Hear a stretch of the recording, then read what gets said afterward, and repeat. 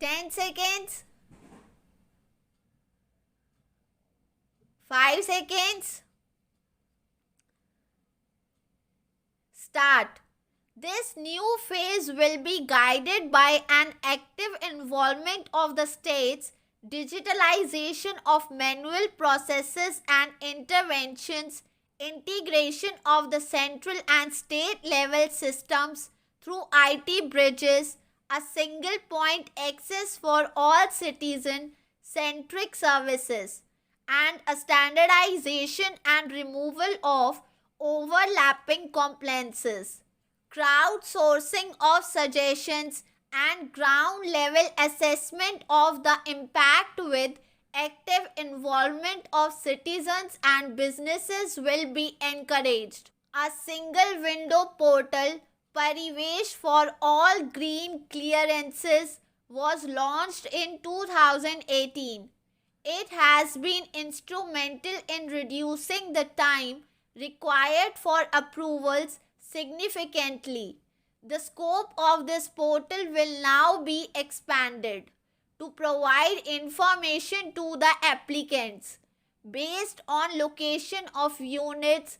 Information about specific approvals will be provided. It will enable application for all four approvals through a single form and tracking of the process through centralized processing center green. The issuance of e-passports using embedded chip and futuristic technology will be rolled out in 2022-23 to enhance convenience for the citizens in their overseas travel. By the time of India, at the rate of 100, nearly half of our population is likely to be living in urban areas. To prepare for this, orderly urban development is of critical importance. This will help realize the country's economic potential, including livelihood opportunities for the demographic dividend. For this, on the one hand, we need to nurture the mega cities and their hinterlands to become current centers of economic growth. On the other hand, we need to facilitate Tier 2 and 3 cities to take on the mantle in the future. This would require us to reimagine our cities into centers of sustainable living with opportunities for all, including women and youth. For this to happen, urban planning cannot continue with a business as usual approach. We plan to steer a paradigm change. A high-level committee of reputed urban planners, urban economists, and institutions will be formed to make recommendations on urban sector policies, capacity building, planning, implementation, and governance. For urban capacity building, support will be provided to the states. Modernization of building bylaws, town planning schemes, and transit-oriented development will be implemented. This will facilitate reforms for people to live and work closer to mass transit systems. The central government's financial support for mass transit project and rejuvenization and urban transformation scheme will be leveraged for formulation of action plans and their implementation for facilitating transit-oriented development and town planning schemes by the states. For developing India-specific knowledge in urban planning and design and to deliver certified training in these areas, up to 5 existing academic institutions in different regions will be designated as centers of excellence. These centers will be provided endowment funds of rupees 250 crores each. In addition, All India Council for Technical Education will take the lead to improve syllabi quality and access of urban planning courses in other institutions. We will promote a shift to use of public transport in urban areas. This will be complemented by clean tech and governance solution, special mobility zones with zero fossil fuels policy and electric vehicles.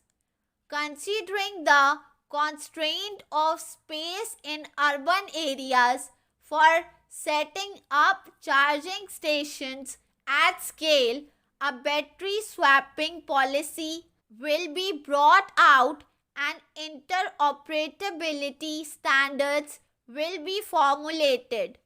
The private sector will be encouraged to develop sustainable and innovative business models for battery or energy as a service. This will improve efficiency in the EV ecosystem. Efficient use of land resources is a strong imperative. States will be encouraged to adopt unique land parcel identification number to facilitate IT-based management of records. The facility for transliteration of land records across any of the Schedule 8 languages will also be rolled out. The adoption or linkage with National Generic Document Registration System with the One Nation, One Registration software will be promoted as an option for uniform process for registration and anywhere registration of deeds and documents. Necessary amendments in the code will be carried out to enhance the efficiency of the resolution process and facilitate cross-border insolvency resolution.